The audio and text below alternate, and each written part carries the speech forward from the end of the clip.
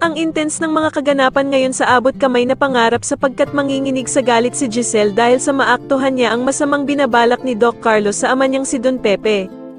Dito nga habang pinagtatangkaan ni Doc Carlos ang buhay ni Don Pepe, ay laking gulat nito nang biglang dumating si Giselle at makita siya nito. Samantala ay mangyayari na nga ang matagal nang hinihintay ng lahat at tuluyan na ngang magigising si Don Pepe.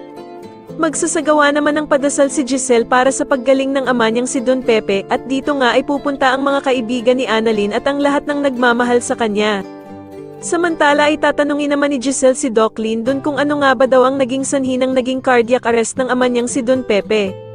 Ngunit hindi siya masasagot ni Doc Lindon dahil sa hindi daw siya ang kasama ni Don Pepe nang mangyari sa kanya ito. Pero sasabihin naman ni Annalyn na si Doc Carlos nga daw ang naabutan nilang kasama ni Don Pepe kung saan ay nagsasagawa nga daw ito ng pagre-revive sa lolo Pepe niya.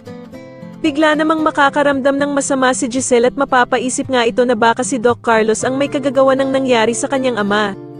Sa kabilang banda naman ay magpaplano na naman ng kaplastikan ang mag-inang Zoe at Moira, at dito nga ay sasabihin ni Moira na dapat daw ay umattend sila ng pa-prayers ni Giselle kay Don Pepe para mabura na ang paghihinala nito sa kanilang mag-ina.